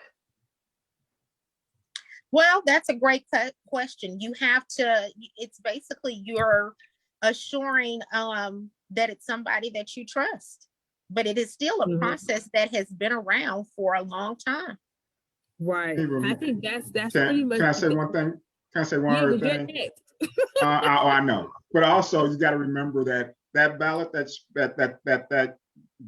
ballot being taken in, it still has to meet the same requirements as all mail-in ballots. That means that's true. It's double envelope, signature on the inside, and all that good stuff. So there is that protection. Sealed. Right? It's sealed. It's still sealed. Yes. Right. So that's I wouldn't let a random person show up at my door at volunteering to take my ballot in. I would not do that. Well, that kind of helped answer my question. It's sealed, you know what I'm saying? It's, you can see the security on it, how they process, how they put it in the envelope. So that was kind of my question. So right. Well, and then for the voter advocacy groups, each party has their own voter advocacy groups that will go around, especially in rural areas in certain states. I don't want to specify this just to Georgia, but will go around to their constituents and gather those votes because they know who they're voting for. So there's no need to tamper with them. But for there's a lot of people in rural places that cannot get to voting locations. They don't have the transportation to get there. So there has to be some sort of outreach for these people, and some form of ballot harvesting, you know, it's beneficial. Especially for the elderly. Like some of them cannot get there. And I think like we're saying now, there is, one, prayerfully you're giving it to somebody you trust, but then you have that second, that second sort of confidence that you still have to meet all the standards. So, so just in case if you may pass it to your niece and your niece may pass it to her friend. So, but, so you don't know where it is in transition, but, at the end of the day, it's still, when it gets to the election place, the Board of Elections, it still has its own process to go through. And with so the past, go ahead. I'm sorry, Kai. Oh, no. I'll just say, hopefully with that, we can have a little bit more confidence that our ballot is being taken care of properly. I mean, like you said, we've had this for years. So there's no reason to question it now when we've had this process already in place. And with the past election, you had many states. I'm not quite sure if every state did this, but you could track your ballot. You could get online and track your ballot and make sure that it had been received if you did mail-in ballots or anything like that. So that's always, you always have that as a mechanism as well. The Republicans, honestly, they were woefully unprepared. Adding a barcode to the inside envelope. Yeah. Which some people don't like that because that's sort of like a form of violation of PHI. You know what I'm saying? Given a barcode that's registered to your name, Right. So when somebody else gets my barcode and then you scan it, then you know where I live and all kinds of stuff. I mean, it's just a lot to it. But I mean, just understanding both of these issues is helping a lot with this, with this whole bill. And so we're going to switch over and head into Wilford to let us know what's going on. Thank you, Sora, for so much information and just getting us on track on what curing is and harvesting and just getting an understanding of the differences between the two. But I'm going to let Wilford go ahead and introduce yourself, sir, and then we're going to jump into your topic. Okay, not a problem. Hi, everybody. My name is Wilford Smith, and I'm a proud member of Omega Psi Phi Fraternity Incorporated, root to the good bros. First thing, my disclaimer.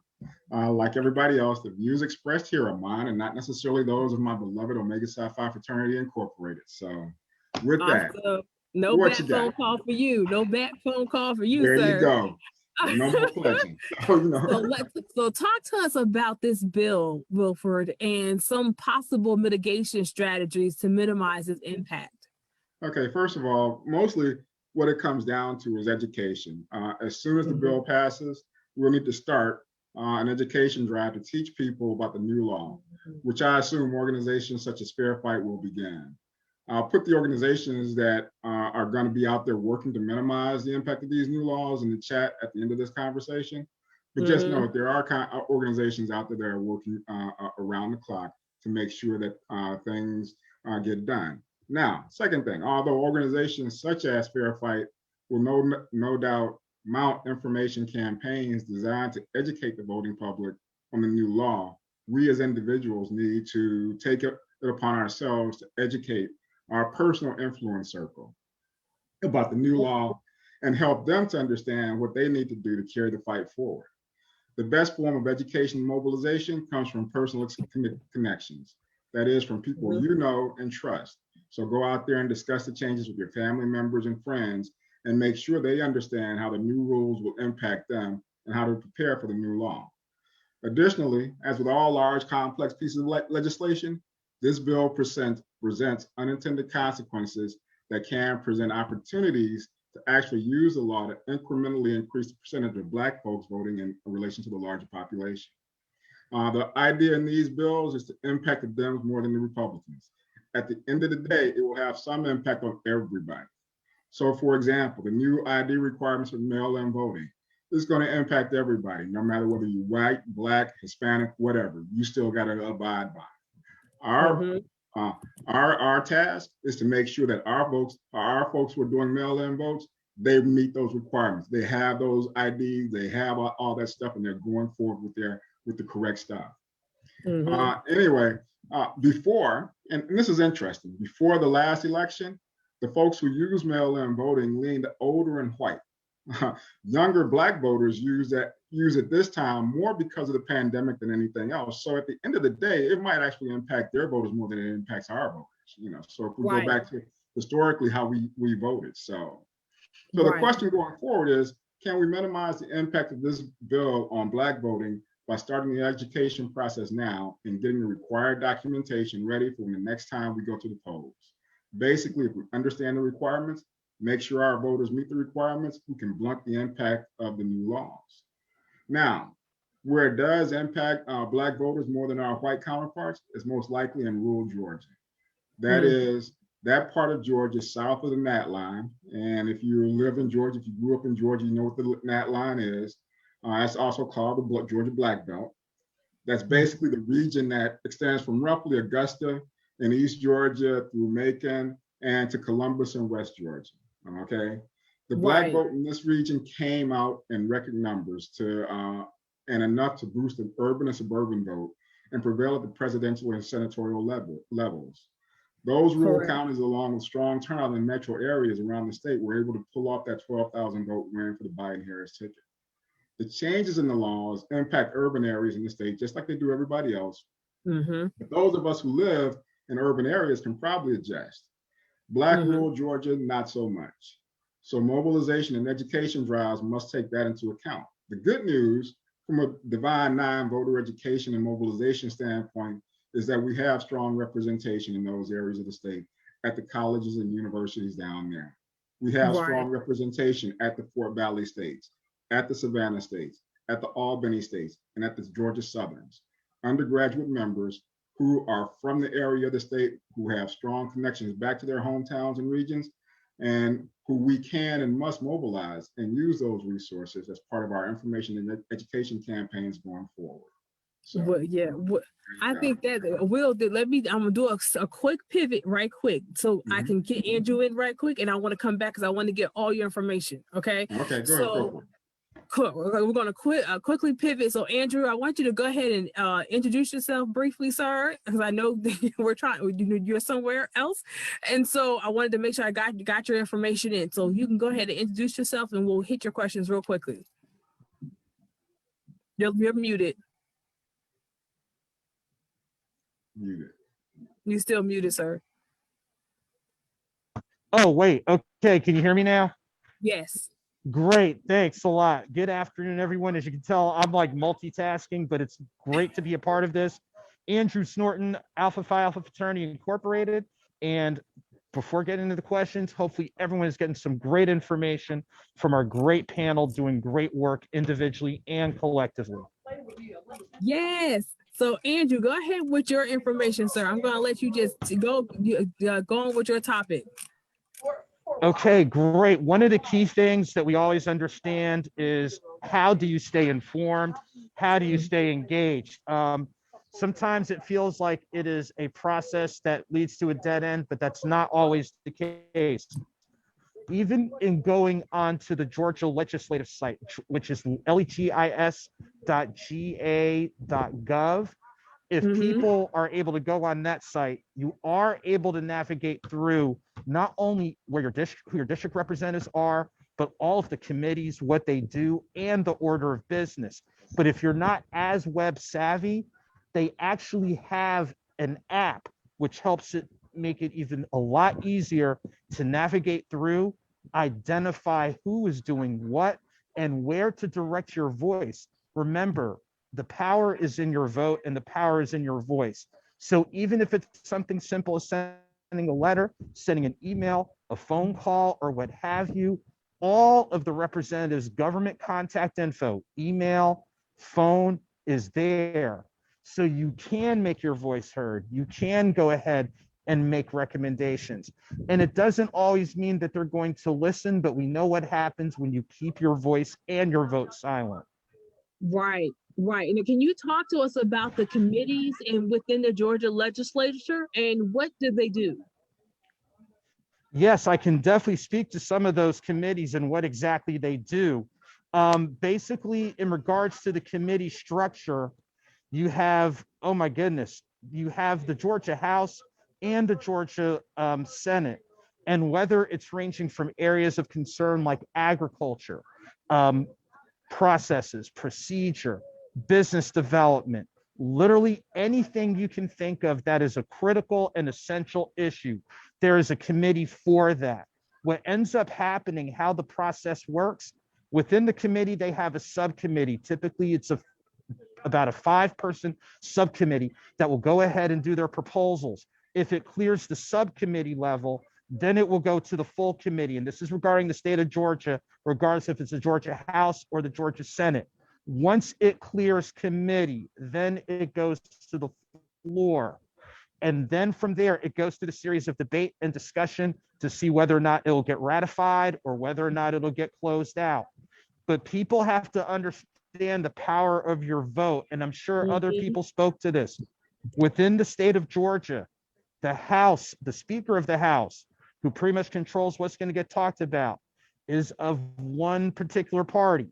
The majority of the Georgia legislature is of one particular party.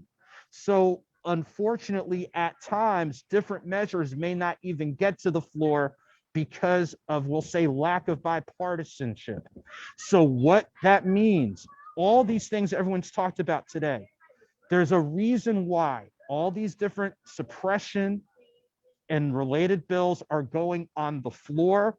And this is even more of a reason for you to stay informed, engaged, use your vote.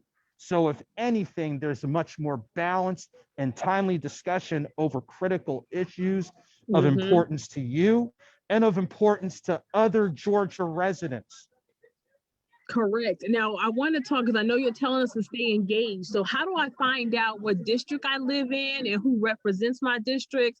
And how do I find out what bills are being considered? So that way I can make sure that my voice is being heard. Where do I look?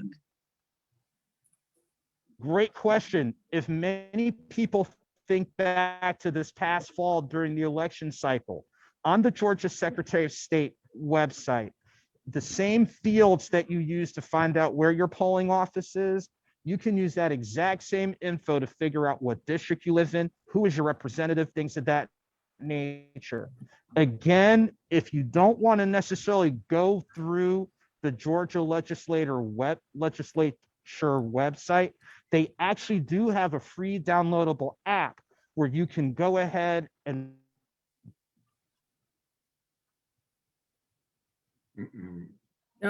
who is your representative for that district. And again, even on their app and the actual website, they have a listing of the order. Again, you froze during the app name. What's the app again? The name of the app, let me go ahead and get that pulled up right quick. If you give me just a moment. It is actually the Georgia Legislative app. Again, on your in your app stores for your appropriate devices, the Georgia Legislative app. It is free, and it basically makes it a little bit easier to navigate through to go ahead and get that relevant and pertinent information. You can go on the website, but if you don't necessarily want to do it that way, I would suggest you download the app.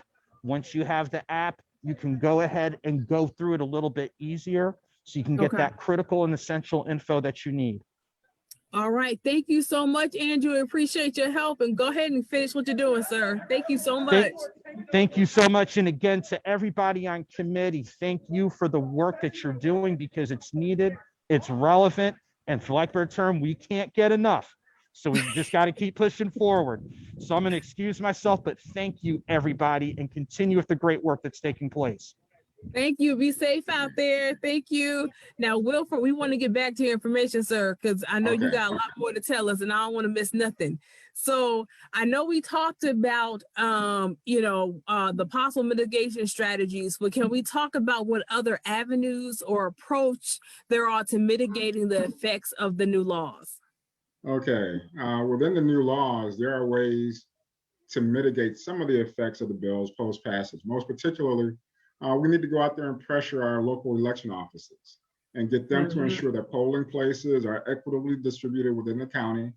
And we can start looking at bringing lawsuits with the intent to halt the implementation of certain aspects of the bills until after the 2022 election. The hope with the litigation is that we can, first of all, delay the implementation of the new laws until after the election. And secondly, we get a strong ground game in place in 2022 that flips the governorship and or one of the houses of the Georgia legislature with the goal of enacting a different set of rules and regulations. The good news here is that off-year elections tend to be low turnout. So it comes down to amping up turnout for our side of the fence in this high leverage, low turnout voting situation. Right. At the same time, we need to educate voters that this is just as, if not more important, as voting for the top of the ticket. Okay, so we need to get people out there in those off-year elections. You know, we love to vote for the president, we love to vote for senator and stuff like that. But more importantly, to my way of thinking is we need to be out there voting for our state senators. We need to be out there voting for our state representatives. We need to be out there voting for our attorney generals and things like that, because at the end of the day, they're the ones who impact our lives the most. You know, you can talk about HR1, but guess what? HR1 might not get passed. But if we get out there and have a nice ground game, we can flip something in the state of Georgia. We can make a difference in the state of Georgia, okay? And then finally, we do need to push our House and Senate representatives to support HR1 and the John Lewis Voting Rights Acts. These laws supersede the state laws and are meant to make voting easier and more widely accessible. They would be specifically ban some of the measures that are included in Georgia bills, and it would strengthen early voting, vote by mail, motor voter, and same-day registration laws. So those are some of the things. I think it's awesome, and I think you're right. You know, our ground game has to be tight, and just really realizing that 2022 is just as important as 2020. Like we can't slow down. And like you said, you know, the off years, you know, we're not really thinking about it. You know, normally it's not we think about, but like you said, having to making sure, like right now we're at what 50-50 in the Senate. So if we can flip some of those seats Democratic, we might be able to get a little bit more things, you know, done. And so being able to be aware and a bit available to vote during those off years. So I know we talked about some mitigating strategies. What are some radical things we can do? Okay. Now this to me is more fun, okay? There are some radical ideas being pushed forward by writers and activists. And one of my more favorite ideas is one being pushed by New York Times opinion writer Charles Blow. The idea goes back in slightly different context to the Black nationalist, Black power movement of the 60s, but still it's out there. And basically what it says is all y'all folks whose parents and grandparents, as my mom and my aunts and uncles and all that did when they moved to Cleveland back when I was a child, they left the South during the Great Migration. Well, all of y'all come back home and return home to your roots in the South. And the idea being that Mr. Blow, his basic argument is simple: get more Black folks to come home and live, and we'll be able to control our destiny both in these southern states that we move back to, and also, and we'll have a much larger voice in the discussion and laws for the larger U.S. As we noted previously, the local and state level laws and rules, those are the ones that really dictate the quality of life for Black folks, okay? You know, the U.S., the larger laws and things like that, they impact us, but not as strongly as those at our local level. So for example, you go back and look at the Affordable Care Act. You know, one of the things that was passed, and there was a Medicaid or Medicaid expansion and stuff. Well, guess what? Georgia didn't buy into it. Our governor still hasn't bought into that. But guess what? If we had the numbers, we could change that. So yeah, the U.S., there's Medicaid expansion, but Georgia specifically didn't buy in. So bottom line is, if you're interested in prison reform, reducing the prison pipeline that runs to the Black community, we got to do it at the state level. If you're interested in better schools that focus on the needs and wants of the Black students, we got to do that at the state level. And if you're interested in reducing the disparities in healthcare between the white majority and the Black community, we do it at the state level. And the best way to do that is to increase the Black voting states in the South, where we migrated from during the 1920s through the 1970s.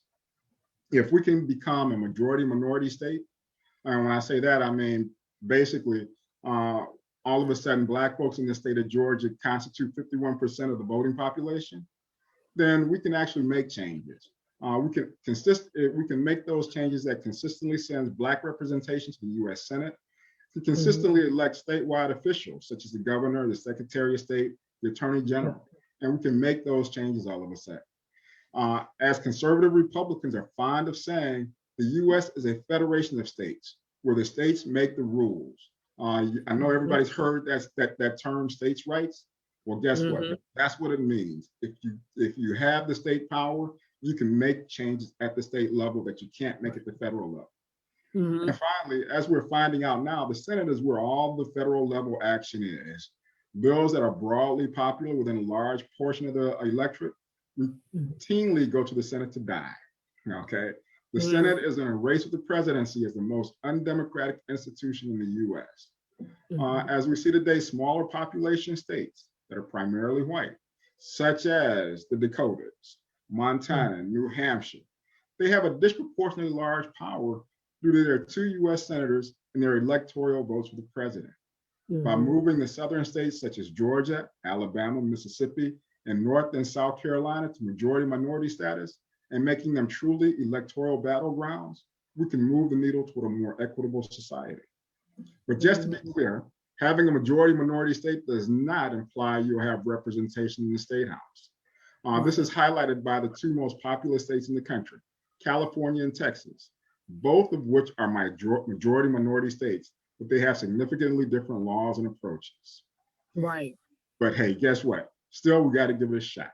And just got to remember, even if we do go majority minority, we still have to get out there and vote. Anyway, just one thing about this: when y'all decide to move south, move to any southern city or region you want, just stay away from Atlanta. Atlanta closed. And not enough good roads to support new people coming here. So when you come to the ATL, just remember what I tell my relatives. My wife and I. But that mean I can't move back. You can't move back. You can't move back to Atlanta. You can move back, just not to Atlanta. I'm not in agreement with that. Come on down. I tell my wife and I, we tell everybody, we have an uncomfortable sofa in our recently downsized condo for one reason. We love for y'all to come for a visit. We love to hang with y'all for a couple of days. Then it's time for y'all to take y'all, you know what, keep on driving until your final destination, as long as it's not here in the city. So I guess I need to call my realtor then and say, girl, they told me I can't come back. There you go.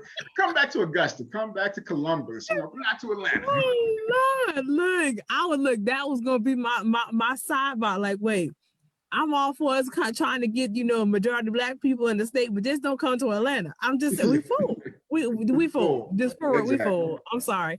But I appreciate it's you. Greater indicator. It's greater greater indicator. Go to Decatur.